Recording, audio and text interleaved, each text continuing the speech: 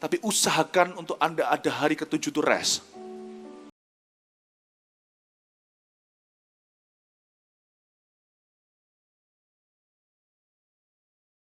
Permulaan tahun kita buka dengan saya mau buka dengan sebuah khotbah di pusat ini ya, bicara tentang pekerjaan Anda. Dan juga ke live streaming kemana-mana. Penting sekali karena our job atau bisnis kita, karir kita adalah tempat kita investasi begitu banyak waktu.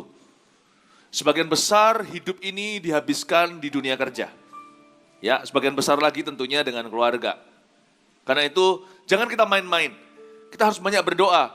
Jadi saya sangat-sangat mengantisipasi mulai besok 14 Januari hingga 3 Februari ada 21 hari doa puasa. Seluruh jemaat sih, nggak hanya pengusaha. Tapi biasanya yang paling susah diajak doa itu adalah businessman. Businesswoman juga, tapi men lebih susah.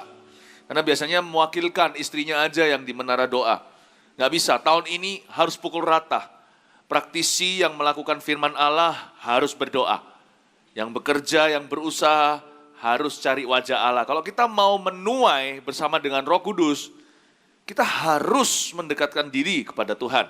Ya, buletin ini atau panduan ini hari per hari juga tersedia untuk jemaat. Ya, Anda bisa dapatkan. Juga ada gelang untuk ingatkan kita untuk kita berpuasa yang tersedia di luar sana di Pustaka Raja Wali. Siapa yang pakai gelangnya itu ya? Ada bawa pakai gelang itu? Ada enggak? Yang pakai gelang itu Mbak sini. Ya, iya. Ya di luar sana untuk ingatkan, Anda bisa belikan untuk anak-anak CG Anda supaya kalau lihat ini besok enggak puasa jadi sungkan ya kan. Mari kita puasa sama-sama 21 hari ini. Puasa itu bisa relatif beda-beda penerapannya.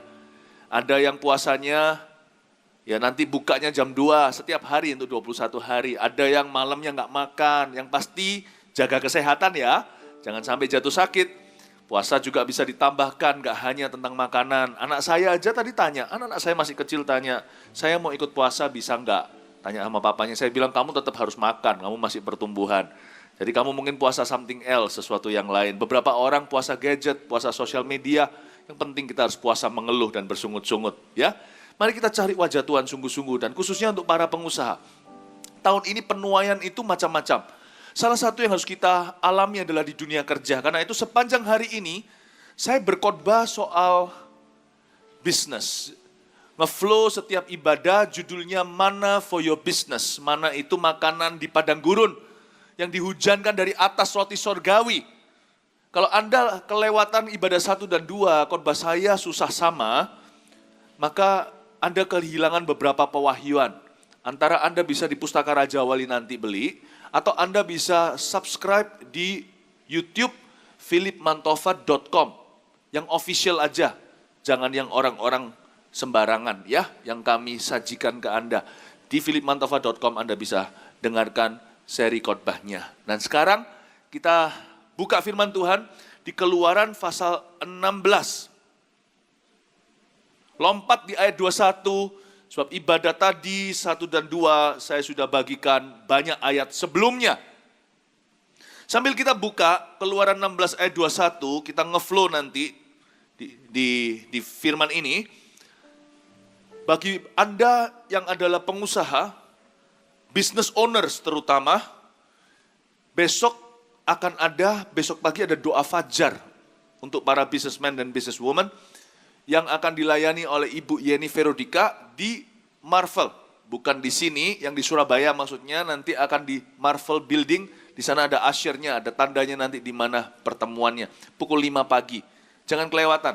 Akan dibuat rutin nanti, sehingga para pengusaha bisa setiap minggu datang berdoa sebelum pergi kerja. Memulai minggu, ya, nggak setiap hari, tapi nanti akan ada secara rutin, setiap minggu dibuka dengan doa syafaat. Ini zamannya sudah kuno. Kalau sudah kuno maksudnya sudah nggak zaman lagi. Kalau kita sebagai pengusaha wakilkan orang lain, keluarga kita yang berdoa, harus kita sendiri yang berdoa. Tuhan tidak bisa diwakilkan dalam kehidupan kita. Mari kita sungguh-sungguh cari wajah Tuhan. Siapa percaya akan terjadi penuaian? Ya, zaman ini adalah zaman yang sangat-sangat sangat baik sekali. Karena sekalipun krisis di mana-mana, krisis ekonomi, ini kesempatan buat orang-orang Indonesia untuk bangkit, termasuk secara ekonomi. Jadi bukan hanya bagi business owners, firman ini juga bagi para profesional, karyawan, apapun status Anda. Apapun posisi Anda. Mari kita percaya promosi ilahi akan datang. Peduli amat prediksi apa di dunia ini. Bagi orang yang berjalan dalam Kristus tidak ada masa paceklik. Tuhan akan memberi kita makan dari atas. Rezeki akan turun dari Bapa. Dan saya tidak beritakan Injil kemakmuran. Saya jelaskan tentang persediaan Tuhan. Agar putra-putri sorgawi jangan jatuh dalam dosa khawatir. Janganlah kita menjadi orang yang putus asa. Hari-hari ini banyak orang yang kena serangan panik.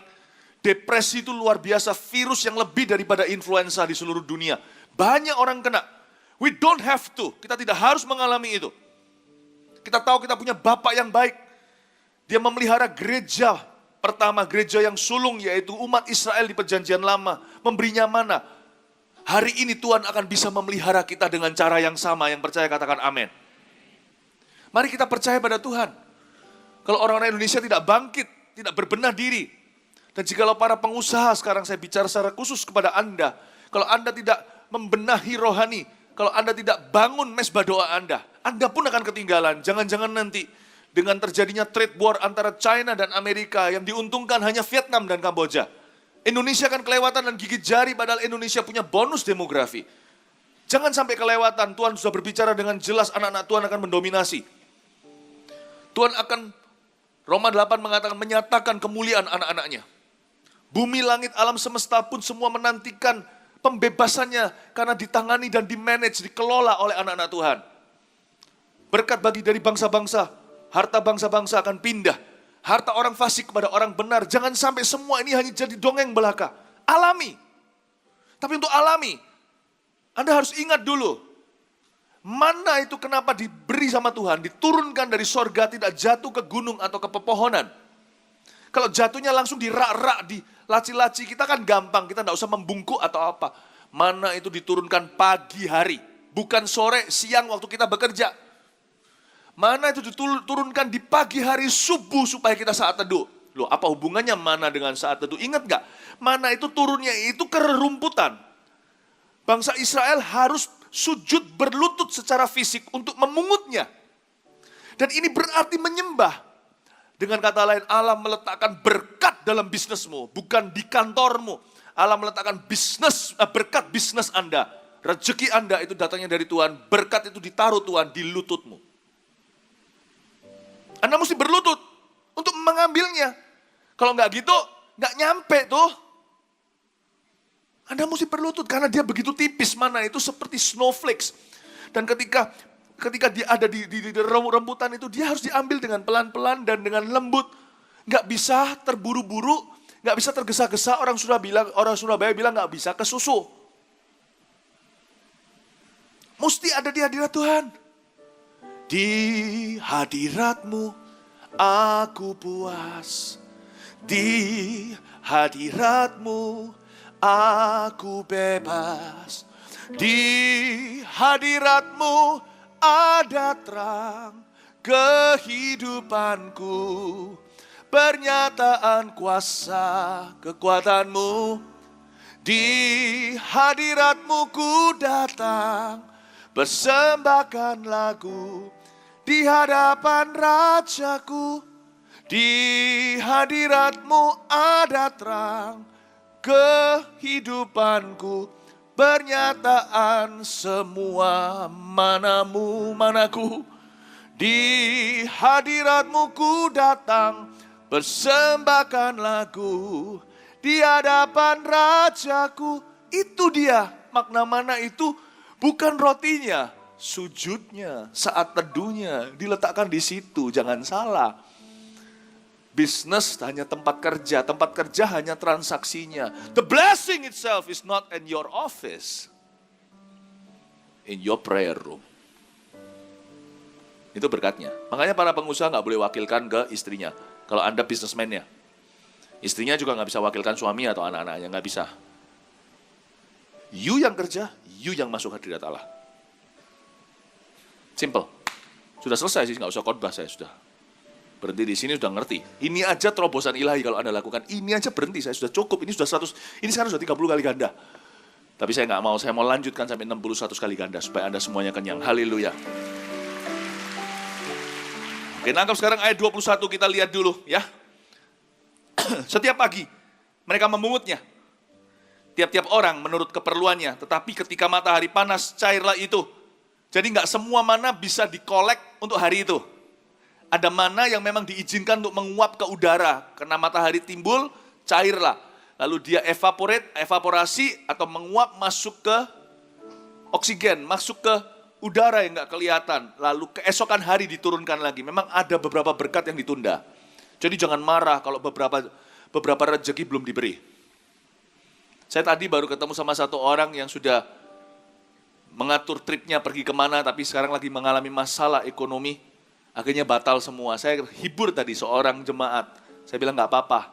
Itulah mana yang kena matahari menguap. Don't worry, it's not lost, tidak hilang. Pasti kembali kok. Itulah mana yang disimpan untuk besok atau lusa. Dalam Tuhan itu nggak ada missing blessing, itu nggak ada. Dalam Kristus tidak ada berkat yang hilang. Wong kita dulu yang hilang ditemukan kok, masa yang sudah ditemukan dihilangkan. Nggak ada. Jadi kalau ada sesuatu yang belum bisa Anda lakukan, yang harusnya Anda lakukan, tapi jadinya nggak bisa gara-gara A, gara-gara B, gara-gara C, gara-gara apapun alasannya, ingatlah apapun alasannya, Tuhanmu tidak berubah. Kalau Anda tetap mengikut Dia, it shall be returned to you. Kata shalom artinya nothing missing, nothing broken. Tidak ada yang hilang, tidak ada yang patah. Apa yang hilang ditemukan, apa yang patah akan disambung kembali oleh Tuhan. Semua indah pada waktunya. Itu makna mana? Jadi jangan takut ya sama matahari. Jangan takut sama masalah. Jangan takut sama terik permasalahan ekonomi. Teman-teman saya, pesan ini bukan yang fresh. Desember lalu saya beritahu sama teman-teman saya di Tiongkok, China. Beberapa di antara mereka tutup pabrik mereka yang besar. Saya bilang, don't worry, ini serahkan dulu di kaki Tuhan. Sekarang tutup sementara. Tidak selama-lamanya dibiarkan kaki orang benar goyah. Apa yang menguap di depanmu will be returned to you. Akan kembali kepadamu. Saya punya toko, oh haleluya, kasih tepuk tangan untuk Tuhan. Toko saya kebakar, bangun lagi loh. Bangkit lagi. Chef saya semuanya hilang, di hijack orang, cari lagi. Bukankah sudah diajarkan di BDI kemarin di Bukit Doa tanggal 31, puluhan ribu orang live streaming segala. Salah satu tuaian kita, yaitu buah namanya kesetiaan. Kita pasti akan menuai orang-orang loyal. Percaya, selama ini kecewa, dikecewakan tahun ini, no more, tidak lagi. Karena saya tahu Tuhan pasti akan menolong kita. Amin. Ayat 22, dan pada hari yang ke-6, mereka memungut roti itu 2 kali lipat banyaknya. 2 gomer untuk tiap-tiap orang, dan datanglah semua pemimpin jemaah memberitahukan kepada Musa. Lalu berkatalah Musa kepada mereka, inilah yang dimaksudkan Tuhan, besok adalah hari perhentian penuh, yaitu sabat yang kudus bagi Tuhan. Maka roti yang perlu kamu bakar, bakarlah, dan apa yang perlu kamu masak, masaklah, dan segala kelebihannya biarkanlah di tempatnya untuk disimpan sampai pagi. Mereka membiarkannya di tempatnya sampai keesokan harinya, seperti yang diperintahkan Musa, lalu tidaklah berbau busuk dan tidak ada ulat di dalamnya. Cukup menjijikkan, jikalau pada hari biasa weekdays, kalau di sana itu sabatnya Sabtu, jadi Minggu, Senin, Selasa, Rabu, Kamis, Jumat, kalau mereka ambilnya itu lebih dari porsi hari, mereka simpan akan berulat. Cukup jijik. Kalau Anda yang tahu dapur-dapuran, kalau makanan, dulu zaman saya sekolah, kuliah ya. Namanya bujangan jauh dari orang tua, tinggal di luar dan punya rumah. Dan kalau ada anak cowok-cowok semuanya, enggak semua cowok itu rapi dengan rumah. Dan jadi saya dulu kalau beli makanan dari sesama orang Indonesia, pesan dari oma atau tante siapa, bawa pulang, enak itu, wah ada tempe, ada tahunya, ada apanya ya, enak. Kadang-kadang anak muda suka makan keluar, lalu 3 hari, 4 hari di kulkas, kadang-kadang seminggu di kulkas saya nggak jamah itu makanan, gara-gara pizza, pasta, dan kawan-kawannya. Waktu saya buka di kulkas, sekalipun di kulkas keluar, itu sudah ada ulatnya. Cukup jijik, baunya nggak enak. Wih, kalau gitu saya kan orangnya kan bersihan, jadi kelihatan gitu, bisa gatel semua. Coba bayangin mana itu. Mereka ambil hari ini, disimpan untuk besok. Akan keluar cacingnya, akan keluar maggots-nya. Jadi jangan pernah melanggar firman Tuhan. Tuhan kalau bilang sama kita yang ini tidak boleh disimpan, jangan disimpan, besok keluar ulatnya. Tentunya tidak semua mana dikelola. Ada mana yang disimpan nanti di akhir-akhir ayat akan ada, akhir-akhir pasal juga ada. Tapi apa yang Tuhan bilang itu berikan. Apa yang Tuhan bilang itu kelola. Jangan disimpan, ada berkat yang tidak boleh disimpan sendiri. Kalau tidak akan keluar ulat. Di kebaktian sebelumnya saya sampaikan dalam satu term atau sebuah terminologi atau sebuah kalimat. Yaitu berkat yang dikoreksi. Kekayaan yang dikorupsi. Bukan dikorupsi oleh orang, dikorupsi oleh kehidupan.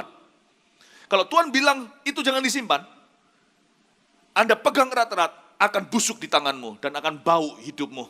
Berbau busuk dan berulat pula.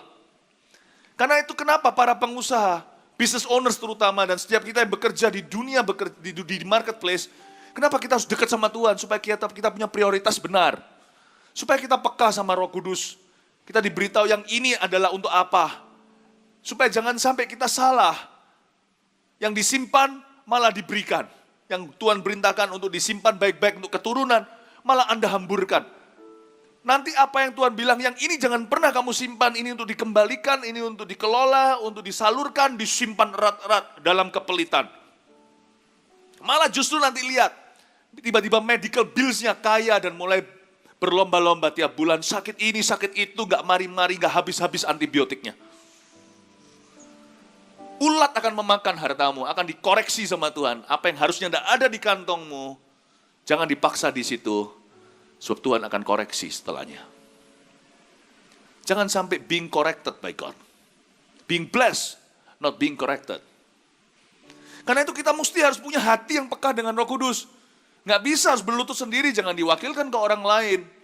Mana itu sangat pribadi loh. Mereka ngambil itu tiap-tiap orang menurut keperluannya untuk family dan untuk individu. Berarti very personal itu. Ini zamannya penuaian, makanya saya jelaskan dari ibadah di BDI. Penuaian yang saya maksudkan, penuaian itu sangat pribadi.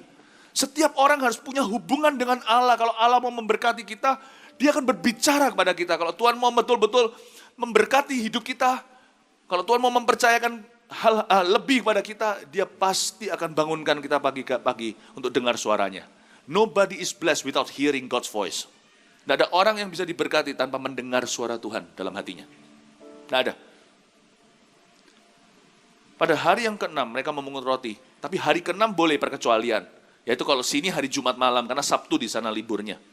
Kalau kita di sini sepakat sabat kita minggu, peduli amat lah hari apa. Pokoknya hari ke-7. Di Pakistan hari sabatnya Jumat. Orang Kristen di sana ikut berliburnya demikian. Karena secara nasional Jumat lah hari perhentian. Pokoknya inti cerita. Ya, pada hari ke-6 mereka boleh ambil double porsi 2 kali lipat. Nggak busuk. Kenapa? Karena Sabat mereka tidak boleh memungut. Jadi di sana itu hari Jumat malam, malam Sabtu, Jumat paginya berarti mereka ngambil 2 porsi. Mereka ambil besok Sabtu, nggak ada ulatnya. Dan baunya oke, tidak basi. Kok bisa ya? Apa yang Tuhan mau bicara pada kita? Kalau kita ke Israel contohnya, ke Israel, memang orang Israel, orang Yahudi agak menariknya keluar dari konteksnya. Mereka nggak ngerti kalau Sabat diciptakan untuk mereka, tapi mereka kira mereka diciptakan untuk Sabat. Jadi mereka memelihara Sabat agak keterlaluan. Sampai-sampai Yesus pun dikutuki karena menyembuhkan di hari Sabat. Mereka sudah salah kaprah. Saya kasih tahu sebenarnya yang seharusnya Sabat itu untuk apa? Supaya kita juga terinspirasi orang Kristen di zaman Perjanjian Baru, ngapain hari Minggu? Saya sarankan, kecuali ada beberapa toko katakan memang tidak bisa tutup. Hari Minggu pun nggak bisa, ada beberapa mall contohnya, ada beberapa tempat berbisnis yang kalau tutup denda, saya tahu. Tapi mesti ada shiftnya, belanin, bayar lebih nggak apa-apa. Kalau perlu latih, berikan sistem, cashiernya apanya dibuat lebih profesional supaya lebih tidak rawan dicuri oleh orang sendiri. Tapi usahakan untuk Anda ada hari ketujuh itu rest. Usahakan. Keluarga kami sebelum kenal Tuhan, toko selalu buka. Tapi suatu hari ayah saya berkata, Minggu tutup saja, padahal bukan orang Kristen. Saya menyaksikan dari kecil, bahwa hari Sabtu selalu ramai, dan pada waktu tutup buku, dibandingkan dulu, sebelum dulu waktu orang tua kerja non-stop, ternyata berkatnya sama. Usahakan that you rest. Mungkin kalau nggak bisa tutup, mungkin shift berikutnya atau gimana, atau pegawainya atau gimana. Pegawai pun dikasih istirahat. Ada hari tertentu tuh agak ringankan pekerjaan mereka, termasuk pembantu rumah tangga. Kalau mereka sudah kenal Tuhan, terima Yesus, ajak ibadah lebih baik lagi, bukan? Saya ngerti nggak mungkin tinggal serumah pasti saling membantu, ya kan? Tapi ringankan di hari tertentu. Selalu izinkan orang hari ketujuh. Orang Yahudi itu gini, Anda kalau ke Israel nanti Maret sama saya, jangan sampai kalau kita lewati hari Sabtu, karena kita pasti melewatinya, jangan salah masuk lift ya. Ada tulisan lift Sabat, itu jangan dimasukin. Kalau hari Sabtu, Anda nanti akan tur, bukan tur kota, tur lantai. Karena orang Yahudi bahkan tekan tombol pun nggak boleh kalau hari Sabat. Jadi mereka masuk ke lift itu, kalau 20 tingkat ya, 1, ting, 2, ting, buka sendiri 3, buka sendiri 4, sampai 20 Anda sudah tua. Oke? I think a little bit too much ya, terlalu berlebihan. Tapi saya pernah, kan kita sering dengar orang Farisi ahli Taurat, tapi suatu hari saya tinggal kemarin ini, saya baru datang pergi ke Israel sebentar untuk retreat pribadi aja, kelompok kecil sebelum saya bawa kelompok besar. Saya tinggal di sebuah hotel, lalu pas Sabat, malam Sabat, mereka mau masuk restoran, di hotel itu, dalam hotel, penuh dengan orang Yahudi, anak-anak muda, orang tua kumpul satu sama lain, lalu ada engkong-engkong Yahudi, ada anak kecilnya datang diberkati sama orang tuanya, sama grandpanya, ditumpangi tangan, lalu diucapkan bahasa Ibrani saya nggak ngerti. Lalu anak-anak muda kumpul satu meja sendiri, selayaknya kayak kita lah, di mana-mana manusia sama. Meja ini papa mama, meja itu anak-anak mudanya kumpul, ada makanan di situ. Mereka nggak boleh masak sendiri soalnya pas hari Sabat mulai. Dan mereka kumpul-kumpul nyanyi-nyanyi. Jadi di restoran itu nyanyi-nyanyi lagu apa ya? Shalom apa? Nggak tahu. Saya nggak bisa bahasanya, nggak bisa niru. Nyanyi-nyanyi lagu-lagu Ibrani dengan nada-nadanya Timur Tengah. Saya tanya sama waiternya, manajernya datang, saya bilang ada apa ini? Dia bilang, oh mereka semua sedang menyanyikan mazmur. Itu hari dikhususkan untuk worship, untuk family gathering, untuk istirahat, untuk kumpul keluarga. Dan pada hari ketujuh, sebelumnya hari 6 Tuhan bilang, ambil 2 porsi supaya besok gak ribut masak. Ambil 2 porsi supaya besok gak sibuk untuk memungut dan bekerja. Dan anehnya yang mereka ambil di hari ke-6 2 porsi tidak basi. Tapi hari lainnya coba mereka kelebihan sedikit aja jadi ulat. Kok bisa? Kok bisa? Coba pikirkan. Tuhan mau bilang apa sama kita? Pasti ada pelajaran rohaninya, gampang. We can never be a loser by worshiping God. By serving God. We can never be, you cannot be a loser by worshiping Jesus. You can never lose anything by serving God. Kita tidak bisa kehilangan apa-apa kalau kita memuji, kalau kita menyembah Tuhan. Orang yang menyembah Tuhan tidak akan kehilangan sesuatu, malah segala sesuatu ditambahkan. Saya nggak ngomong ini dari ketamakan, keserakahan seperti beberapa orang itu yang murahan. Imannya itu hanya material dengan doang, material dengan Tuhan doang. Tapi perhatikan, tapi renungkan. Mereka hari ke-6. Mereka menyembah Tuhan hari ke-7, mereka tidak bekerja, tidak memungut, tidak dapat mana. Tapi berkatnya kemarin berlebihan dan tidak basi pada hari berikutnya. Dengan kata lain Tuhan bilang, kalau kamu menyembah aku, memelihara hari Sabatmu, menyembah Tuhan bersama-sama, kumpul sama keluarga, istirahat. Aku Tuhan itu bisa matematika, aku tahu apa yang kau butuhkan hari itu. Ku berikan di hari yang lain, khususnya hari sebelumnya.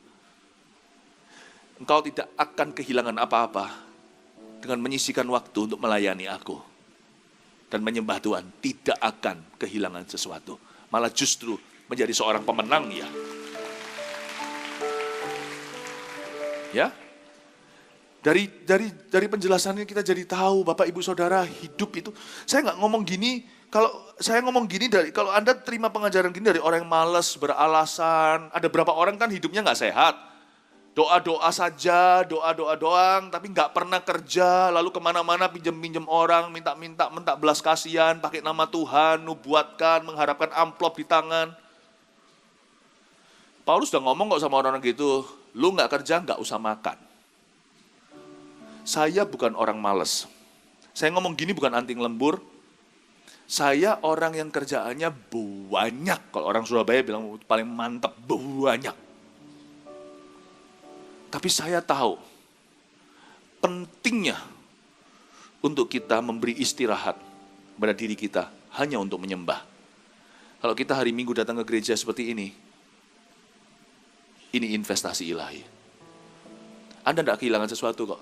Andai kata Anda kerja ya hari ini, Anda tidak ada waktu gereja-gerejaan, keluarga-keluarga, tidak ada waktu. Oke, silakan. Nanti ya, coba ya, ujilah aku, kata Tuhan di Maleakhi. Ini bukan soal perpuluhan saja, ujilah. Nanti lihat tutup buku, akhir tahun, satu-satu hitung, hasilnya sama. Hasilnya sama dengan kalau Anda sisihkan waktu untuk nyembah dan sehari hanya dengan keluarga. Sama. Tuhan bilang, ujilah aku, matematikaku tidak pernah luput. Saya ngomong gini rasanya kepada beberapa orang yang kerja banting tulang, sampai tulangnya pun dibanting beneran. Saya tidak anti banting tulang, saya serajin Anda, ayo. Mau lawan, ayo silakan, saya berani, bukan sok-sokan, ayo. Kalau Anda merasa Anda bekerja keras, saya juga keras bekerja. Sama. But I know when to stop, when to start. Do you? Tapi saya tahu kapan berhenti untuk melakukan sesuatu lebih tinggi. Saya tahu kapan mulai. Bagaimana dengan Anda? Mana itu adalah hubungan dengan Tuhan, bukan hanya rezeki saja. Dan dikatakan di ayat 23-24 tadi itu, biarkan di tempatnya untuk disimpan, lalu tidak berbau busuk dan tidak ada ulat di dalamnya. Karena segala sesuatu disucikan, kuduskan lewat firman dan doa. Perbedaannya di sini. Apa yang disimpan atas perintah Tuhan, tidak basi. Apa yang disimpan atas ketamakan dan kekhawatiran, padahal Tuhan bilang, jangan kamu khawatir, burung di udara dia pelihara. Apa yang dipelihara dan apa yang disimpan karena ketamakan, muncul ulat. Kok bisa ya? Bedanya bukan di hawa, bukan di udara, ini lembab atau apa, bukan. Bedanya di obedience and disobedience, ketaatan dan ketidaktaatan. Tuhan selalu memberkati ketaatan dan tidak memberkati ketidaktaatan. Sudah, tutup cerita, rumus matematikanya sederhana. God blesses obedience, He doesn't bless disobedience. Titik, jangan ditawar. Tapi jangan berkata gini loh, wah Pak Philip, ada satu orang ngomong sama saya, Pak Philip, saya ini ya hari Minggu, apakah Minggu, gak usah observasi hari. Tapi belajar untuk punya hidup yang seimbang. Jangan merasa berdosa kalau kerja hari Minggu. Beberapa orang harus kerja Minggu. Beberapa orang harus. Emang punya pilihan. Anda mungkin berkata, mungkin ada beberapa orang berkata, emangnya saya bosnya, saya bukan bosnya. Minggu saya harus masuk. Saya ngerti. Saya paham. Ada orang, loh jangan jauh-jauh. Saya loh kerja hari Minggu. Lah ngapain saya ini sekarang? Saya nggak tahu rasanya jam segini duduk rasanya enak ya. Saya disetrap berdiri untuk layani Anda. Saya yang dipekerjakan oleh Tuhan. Senin saya kalau hari full timer, yang liburnya itu banyaknya Senin, hari libur pendeta, itu pun tidak sepenuhnya. Kadang-kadang saya harus melakukan yang namanya household chores. Saya tetap melakukan tanggung jawab. Beberapa belanjaan kita harus lakukan hari Senin, ya kan? Kalau Anda dan saya pas lagi ketemu di supermarket atau apa, tolong saling sapa ya. Ya, saling sapa. Jadi kalau ketemu sama kita, jangan sungkan disapa. Daripada bisik-bisik. Ya. Nah, saya kadang-kadang kalau ketemu sama jemaat, betul bukan jemaat, kebanyakan sih bukan jemaat yang gitu ya. Kalau semuanya di supermarket segalanya itu ada yang diam-diam foto. Bukan GR, tapi tahu lah ya, orang baca message ini sama begini tuh lain lah ya. Kita tahu foto Anda di video, gak apa-apa, minta baik-baik juga gak apa-apa. Kok saya juga rasa sangat terhormat bisa foto dengan Anda. Ngomong aja, bisa foto nggak? Tak fotoin malah tak selfie, lebih bagus hasilnya. Kadang-kadang kalau lihat kami belanja gitu ya, di supermarket gitu, beli sayur, beli apa, itu orang lain nggak percaya. Kita ya manusia ya. Kita ya butuh tisu ya, sorry ya.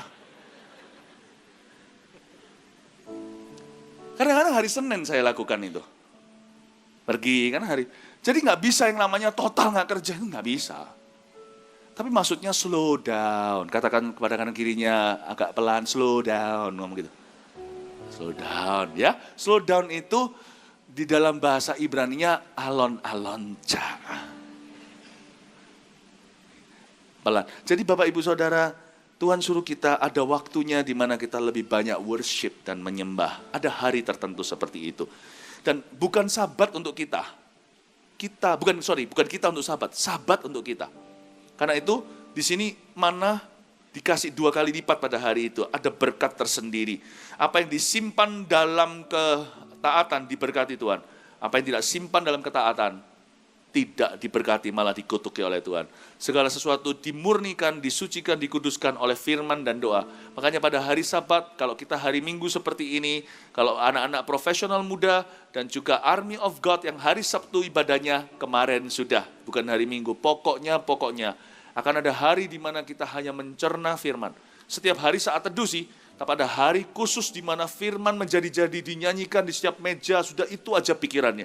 Seperti orang Yahudi yang di restoran tadi yang saya sebutkan di hotel tersebut. Ya, ada hari di mana kita dikuduskan lebih dari sebelumnya, double porsi dengan firman dan doa. Saya tiap hari saat teduh nggak nunggu ke gereja, tapi waktu ke gereja seperti ini menjadi tinggi dosisnya. Bagi saya sendiri, Anda kalah mungkin. Pak Yusuf mungkin salah satu orang-orang yang dosisnya tinggi kalau hari Minggu hadir ke setiap ibadah. Saya juga karena saya berkhotbah. Kalau hari Minggu seperti ini menjadi-jadi. Being totally sanctified by the word of God. Dimurnikan, dikuduskan dengan firman Tuhan dan dengan doa. Anda perlu hari-hari demikian. Dan kalau sudah di gereja, konsentrasi. Ya, saya tanya di sini tadi yang hadir di ibadah sebelumnya mendouble karena tahu ini semacam seri dan terus pewahyuan nggak mau lewat. Siapa? Dengan bangga, nggak usah malu, nggak termasuk sombong hati kok untuk mengakui gini. Hanya jujur saja siapa yang datang bolak-balik ibadah lebih dari 1 kali hari ini, angkat tangan. Nah, ada di sana, ya, ada di sana. Oh haleluya, kasih tepuk tangan untuk orang-orang ada di situ juga. 今天不回家